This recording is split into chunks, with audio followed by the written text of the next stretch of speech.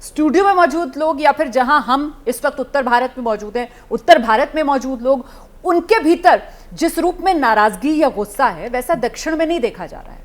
इसको आप किस रूप में देखते हैं? जी, सबसे महत्वपूर्ण बात यह है कि सनातन के ऊपर एक सवालिया निशान ये लोग खड़ा कर रहे हैं। ये मूल में जानते नहीं कि सनातन क्या है।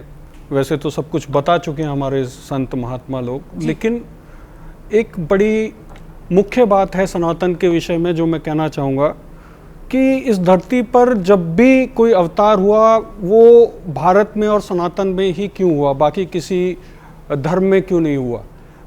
और सबसे मुख्य बात है कि क्या वो धर्म है, तो इस विशेषता को जानना जरूरी है। और कांग्रेस के नेता की जो बात की गई, कांग्रेस के नेता कभी इस चीज़ को नहीं जान सकते, क्योंकि इस धरती का जो मूल है, इस भारत का जो मूल है वो क्या है, वो योग क्या है, किस लिए किया जाता है और इस धरती पर अवतार क्यों होता है बार बार।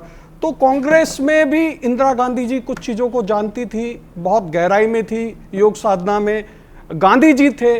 उसके बाद जो जनरेशन कांग्रेस में आई वो कहीं ना कहीं मुझे ऐसा लगता है पूरी कांग्रेस को पिशाचों ने घेर लिया। मेरा भी लेना देना कांग्रेस से रहा है, लेकिन जो मैंने देखा है कांग्रेस में नहीं, मेरे हिसाब से यहाँ पर हम राजनीतिक बात नहीं कर रहे हैं। जी, हम तो यहाँ सनातन सम्मेलन के बयान में वो मैं तो ये जानना चाह रही हूँ आपसे, मतलब कांग्रेस, बीजेपी या डीएमके जिस पार्टी के नेता की तरफ से बयान दिया गया, उस सबसे इतर दक्षिण भारत की अगर बात की जाए और वहां पर डीएमके जिस पार्टी के नेता ने यह बयान दिया, वो डीएमके मतलब द्रविड़ मुन्नेत्र काज़गम, वहां दूसरी पार्टी जो है वो एआईएडीएमके, ऑल इंडिया अन्ना द्रविड़ मुन्नेत्र काज़गम। तो वहां पर ये पूरी की पूरी जो एक द्रविड़ राजनीति और द्रविड़ आंदोलन की जो जमीन रही है, क्या आपको लगता है कि उसने सनातन को कमजोर करने का काम किया? इसी वजह से दक्षिण भारत में सनातन के अपमान को लेकर इस तरीके का बयान वहां पर जो नेता देते हैं, बावजूद उसके वो तो वहां पर सत्ता में रहते हैं, राज करते हैं। देखिए, ये बहुत कुछ रोमाना जी बहुत जल्द आपको बदलता हुआ दिखेगा।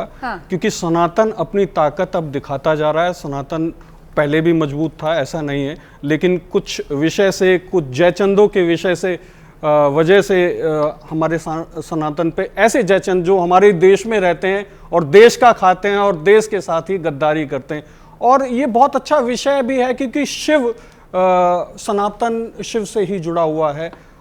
शिव को राक्षस भी मानते हैं, देवता भी मानते हैं, तो ये ठीक है, ये अपनी बात को रख रहे हैं। लेकिन कहीं ना कहीं सनातन कि अगर ये 0.1% भी समझ पाते कि सनातन क्या है, तो शायद ये इस तरीके की बातें नहीं कर सकते थे। और सनातन पे कोई घात नहीं हो सकता, ये इनकी एक भूल है बहुत बड़ी। सनातन बहुत जल्दी दिखा देगा, उस पर बहुत बड़े एजेंडे चल रहे हैं। मैं आपको बात बताऊं, सनातन को आपने अगर देखना है तो सन में देखिए, शिव जी की पूरी मूर्ति लगी हुई है, वहां पूरे वैज्ञानिक सनातन को मान रहे हैं। सनातन को देखना है, यूनाइटेड नेशन का एजेंडा 2030 देखिए कि 2020 से 30 तक के बीच में सनातन क्या करने जा रहा है, पूरा ग्लोबलाइज्ड होकर के। अभी ये जो धर्म संसद जो संसद बना है वो नया बना, उसके पीछे शिव जी वहां पूछे, सिंगोल वहां पहुंचा, तो शिव कहीं ना कहीं मुझे ऐसा लगता है कि जागृत हो रहे हैं। और 2024 में बहुत बड़े लेवल पे सिंगोल स्थापित हुआ, वो भी दक्षिण भारत से आया। जैसे ही घड़ी का काटा दोपहर 2:30 पे आए, बबीता जी का दिल सास बहू साजिश के लिए मचल जाए।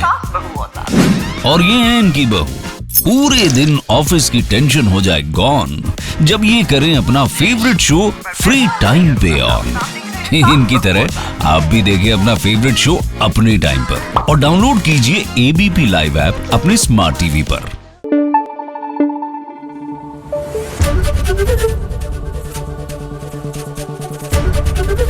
एबीपी न्यूज आपको रखे आगे।